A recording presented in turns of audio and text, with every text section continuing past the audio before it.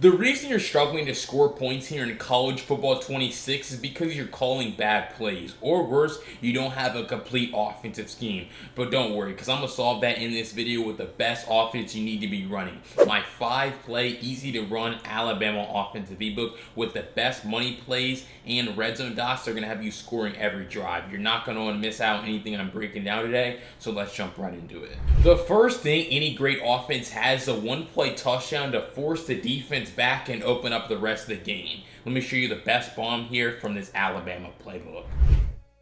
Alright, so our play here is going to be 5-1-8 hook from gun bunch. Alright, the setup that we're going to use is we're going to put RB on a shriek, we're going to put A on a drag. Alright, so obviously you can just hot route to that, or you can use a macro, a custom adjustment here that you have preset, which is just in my Alabama offensive ebook, which we'll talk about later. But what you're just going to see is I can just macro right into that. So if I reset my play, this is what it looks like. And now with 2 button presses, now I have everything already set up. So really that's what you could do. But this is going to be a great cover 3 beating 1-play touchdown. Now, what I want you to understand is the pass rush in this game is absolutely absurd. All right. And so you don't necessarily have time to throw all the time, which is why you're going to need to be ready to hit your drag underneath if you do get shedded. But also you need to make sure you're stepping all the way up in the pocket in this game to be able to get those really great passes down the field. QB throw power is significantly nerfed here in 27, so if you're just drifting back in the pocket, you're not going to be able to throw these just missiles down the field. But what you're going to notice is the comeback route is going to pull the outside third down and then open up room for you to be able to launch that pass over the top. Now, also what I want to point out here is that you obviously want to make sure that you do not have the ball in the middle of the field, right? So really what that means is you have the balls on the left hash. That's because I respotted it there, but you only want to call this play when you have either the bunch on the wide side or the short side. It can work to both, but you don't want to be in the middle of the field whenever you're passing the ball. So you're able to see it there against a cover 3 defense. Right here, we'll go ahead and put them in cover 2, where it's really the same thing. You're not even really reading their coverage. You're more so just calling your play regardless of the coverage that they're in, and then you go about just, calling your play and looking for the guys over the top, going through the read progression. First looking to A, then looking to B, and then looking to X. So we take the snap, again, step up in the pocket if we have time to throw, and then we go ahead and throw that pass, and you see how I ended up greening that pass. And that's something that I talked about last week, I actually talked about that in yesterday's YouTube video, was actually timing-based catching, because you see how this is actually pretty good defense to defend this, where he's right here to make this. This is a contested catch in every game we played, but yet we're able to really reel this pass in pretty easily with a green catch, and then make sure that we bring it in. So really that's that play against cover 2. The middle of the field is going to be wide open for an easy gain, and then you might have to time the catch if it's close. But once you get good with timing-based catching, it's going to be pretty easy for you. But then also, if you do get shedded, I kind of get shedded right here, but I still do find my guy open green pass, and we're able to bring it in. So that's what I kind of mean when I say moving around in the pocket, having good pocket presence, move around to evade defenders like I do here, and then reset my feet. You can't throw on the run, so I evade this guy, then I reset, boom, stop, and then throw the pass. Because again, this comeback pulls this guy down and then opens up room for this S-post over the top. So cover 2, cover 3, going to be great. And even when you're playing against man coverage, your drag and your comeback can still be able to beat man coverage, at times. And so again, that's what really makes this a great everything beater. That's really fantastic as a 1-play touchdown against cover 2 and cover 3. Alright, the next thing that any great offense needs is an easy play that you can go to when sometimes you're struggling on offense, or even when you're not. This is going to be a super easy play for you to take advantage of, and let me show you what it is. Alright, so this is going to be RPO read wide flat from trips tight end here. Alright, so you always want to make sure you have your trips to the wide side of the field to give your receiver plenty of room to be able to get open. Now, the key with this play, and this is not the case for every RPO in this game, and I mean it is the case for a lot of them, but this one is one of them, and you want to take advantage of this. And what I'm talking about here is hot routing your RPO. So if you press Y and then you press the receiver's icon here, which is going to be X, you can hot route your receiver to any route that you want. So you could put him on a flat, you could put him on a slant, you could put him on a shriek. So those are really the three best that I like, depending on the look that the defense gives you pre-snap. You see how no one's lined up over X right here? So if I just press Y, press X, put him on a shriek, I believe that this seam pass is going to be open to X. So I take the snap and I'm right, where I just hike the ball and I throw that pass because they're in cover 2, but no one's lined up over the seam. Now, if someone is lined up over the seam, like right here, then I just put them on the flat. And then I just end up throwing it out here. And the reason why I like the flat, I've scored so many easy touchdowns with that because you can actually speed boost after the catch. The speed boost is not nerfed in this game. You just need really good receivers and running backs to do it. But you're able to throw this pass out here to the flat. Look at all this open space towards the sideline. I catch it, and like I said, sometimes you're able to score, sometimes you pick up easy yards just like that. The bubble is still going to be good, but the bubble loses momentum when it runs backwards. So against man coverage, that's really not going to help you. And then against zone coverage, it would just be better to get out to the flat immediately. But what you see is even if I put him on a shriek, take the snap, throw it, you see how the seam's wide open, like I said, and then that's what allows you to speed boost after the catch and really turn that into easy yards. So, I mean, that's really what makes this play so dominant. Right here, they're in man. So when they're in man, there's a chance that guys cheat over, right? And so what I mean by that is the defender who's lined up over X, he might, like, get blocked or get chipped. And so it might be easy, like, actually, yeah, right there. That's exactly what I'm talking about, where he tries to, like, go underneath of the screen, basically, the block from the inside receiver, and he gets bumped. So when you watch what happens here, he gets bumped by this guy because he's trying to shoot the gap and close the space. And so that bump is all I need to be able to get that ball out there and turn that into easy yards. So really, that's why the flat is better than the bubble, because if we put them in man coverage, cover one hole, Bray Hubbard is just going to guard this very easily, and it's not ever going to get open because he's not running downhill towards the sideline. So this is an RPO that can beat man and zone coverage. If you put him on a bubble, you know, if you put him on a flat, expect to get out to the sideline quickly. If you put him on a shriek, you're looking up the seam. If they take away the seam, then you look to the flat. They don't take away the seam, I throw it, and I drop the ball, but really wasn't a bad read there. So really, that's what makes this RPO so good. You can go to this in the red zone. You can go to this here in the open field because it's so easy. Put the guy on the flat or the shriek and just attack the area that the defense really isn't guarding. And if they take away the pass, just hand the ball off as well for a traditional inside zone run. Alright, so if you found this breakdown helpful from the Alabama offensive playbook here in College Football 27, make sure you go down below and hit that subscribe button. I break down CFB 27 tips and tricks just like this every single day to help you guys get better, and you don't want to miss out on any of the content that I have. But if you want my full Alabama offensive ebook, go to the link down below in the pinned comment to grab it today by using code YouTube to get 20% off. It goes through the full videos, screenshots, write-ups, macro adjustments, everything you're going to need to dominate an offense here from this legendary Alabama playbook. I highly recommend you check it out. Guaranteed to transform your offense. And let's jump right back into the video. Because when you're playing against really great defensive players who can make adjustments really quickly, you need to be able to quick snap them, not let them get their adjustments off. Let me show you the best quick snap play here from this Alabama playbook.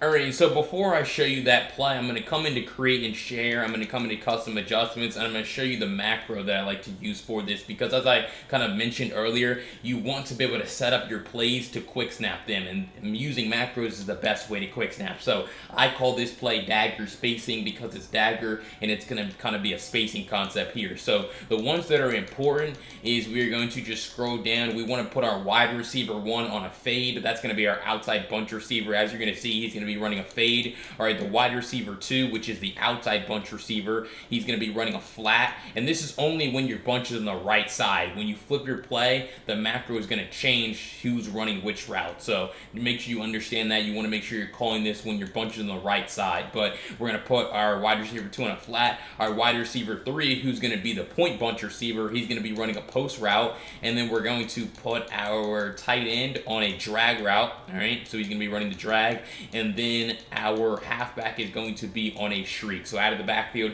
he's going to be running a running back seam streak to really do a great job of spacing out the field. I'm going to show you what that looks like here on the field and how we can use it to beat every defense. All right, so we're going to come into bunch strong offset, and we are going to call the play dagger. All right, and so what you want to do is to maximize your quick snap ability, you want to call your macro dagger spacing for this play, because now you see what this looks like. Instead of having to hot route, like if I reset this play to dagger, I would have to put this guy on a post, put him on a flat, put him on a drag, and put him on a shriek, which when you're on the road and road to the CFP, you can't do that because you're going to get those incorrect hot routes all the time. And then also you're not really quick snapping them. You're kind of letting them set up their defense while you're hot routing. So that's why you want to use that custom adjustment, that macro, when you're on offense to get this play set up. But really you're just going through your read progression. You see how no one's defending that running back out of the backfield. And so there are some animations in this game when you throw the ball under 10 yards like that, where they just drop it. So if you want to turn timing-based catching on to make sure that that doesn't happen,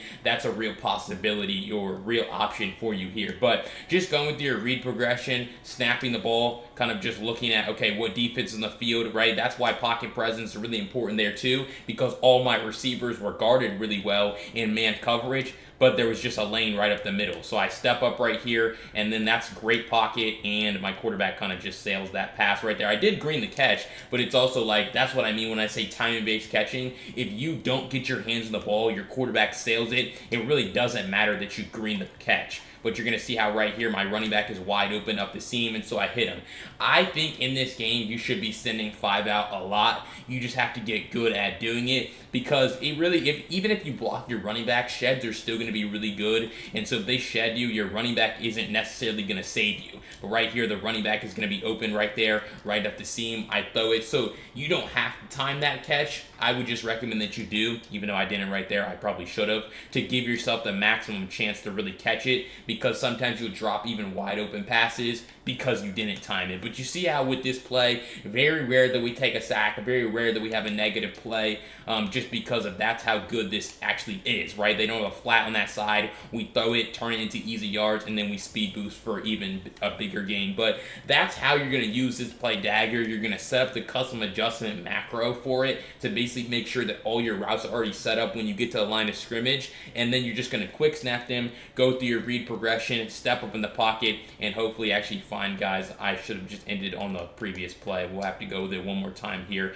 but we're just going to see how we're going to have that tight end drag. Well, I guess we go again. Boom. Running back should be open up the seam, and I get a horrible animation. That's just great. Take the snap again, step up in the pocket. This, I'm taking off. Like, I'm not even going to risk it. But you see how you're able to space the field out really well. Either look for that post over the top, really look for the drag, the running back and route, all great options. But you see it right there. It's very important that you step up, because if you take sacks in this game, like, it's very easy to take sacks and not find your guys open if you don't have good pocket presence. All right, so if you're enjoying this breakdown of the Alabama playbook so far here in College Football 27, I wanted to remind you to go down below, hit that subscribe button. I break down CFB 27 tips and tricks every single day to help you guys get better. I'm the only one that does it every single day. So what are you thinking? Go down below, hit that subscribe button, and let's jump into those final 2 plays you don't want to miss. Because another thing that every great offense has is a power play that you can always go to no matter what when the game's on the line. Let me show you the best one here from this Alabama playbook.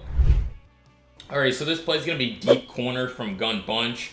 All right, and so really this is going to be an everything beater, a power play that you can go to regardless of the circumstance in the game. All you have to do, again, call deep corner, put B on a shriek, Y on an out route. So the running back on an out, and then you're creating a flood concept. So really what you're just going to see right here is these stock tight end flat routes actually can beat man coverage. Very important that you say can, because, you know, this game is a game where man coverage is good, and so it doesn't necessarily mean that routes will beat man every time. Now, that's another thing that you don't want to do. What I did right there is actually stare down routes, especially running back routes, because I was looking for this guy to quickly get out of the backfield, but then he chipped. which slowed him down. And so by the time he got out to his route, I was already sacked. So understand that that's a possibility. Really never rely on your running back and tight end to even run their routes correctly. But you're able to see how that's what I mean when I say sheds are really good in this game. You see how these dudes are like immediately getting block sheds. And so it's like, yeah, you have to get rid of the ball quickly. Now,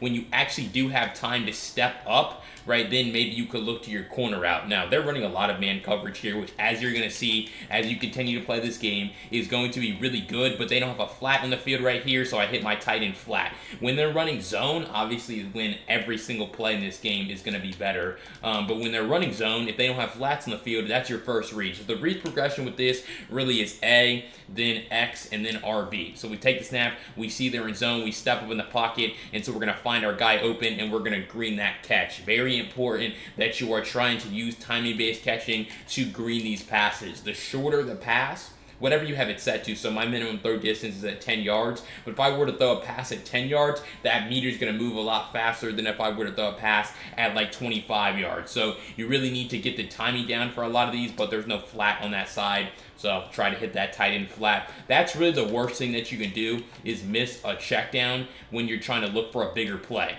Like you see right there where, again, they don't have a flat on that side, so I just end up throwing that. So this is more of a play, like I said, to be able to beat every defense regardless of the situation in the game, because you have options. Right, you're going to have options with this, whether it be the tight end, whether it be the corner, whether it be the backside dig, the running back. And then once you continue to step up in the pocket, it makes it a lot easier to just find your guys open. Like I'm going to find Ryan Williams on that backside dig, green that catch, and turn that into easy yards. So like I said, you have so many options with this play regardless of the defense they're in, which is why you can't call like a cover 3 beater on the last play of the game, like, because if they run cover 4, like, what are you going to do? Whereas with this play, it doesn't matter. It's man, zone, cover 2, cover 3, cover 4. We're going to have someone open. It's all about going through your read progression, as you're able to see. Deep corner from gun punch. Alright, the final thing that you're going to need to excel at here from this Alabama playbook is actually having a play that can beat the meta defense. Let me show you exactly what that is.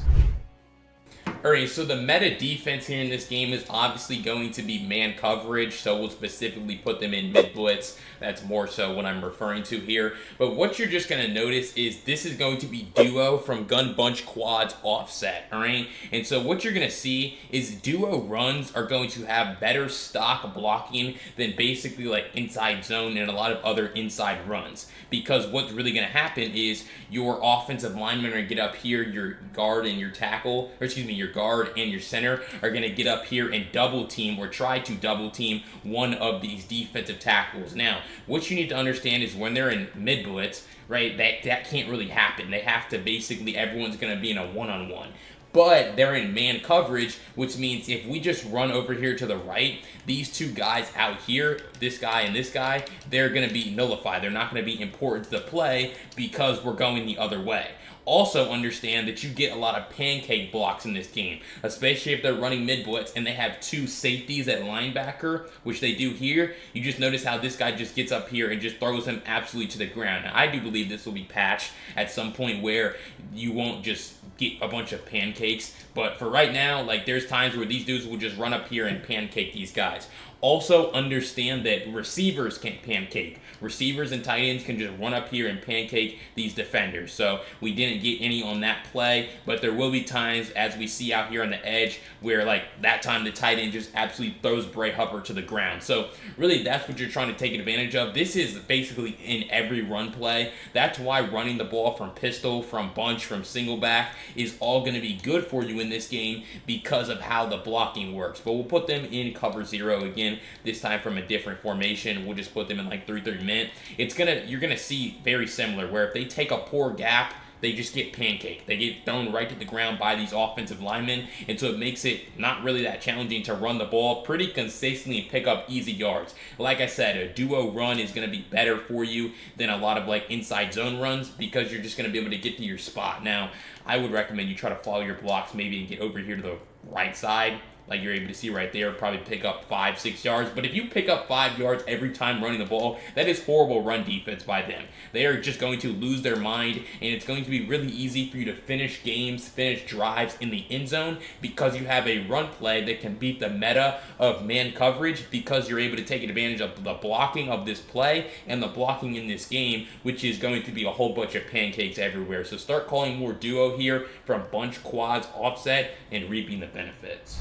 Alright, so if you found that complete breakdown helpful from this Alabama playbook here in CFB 27, make sure you go down below, hit that subscribe button. I break down college football 27 tips and tricks just like this every single day to help you guys get better, and you don't want to miss out on any of the content that I have. But if you want my full Alabama offensive ebook, go to the link down below in the pinned comment to use code YouTube. You get 20% off. It goes to the full videos, screenshots, write-ups, everything you're going to need to dominate an offense here from this Alabama playbook. And the best part is you can save everything, including the macro adjustments that I have, on your phone during gameplay. It's really a no-brainer. It's going to transform your offense here in CFB 27 from this playbook. And if you want to see the defense that pairs perfectly with it, check out this video where I break down my defensive ebook. I'll see you over there.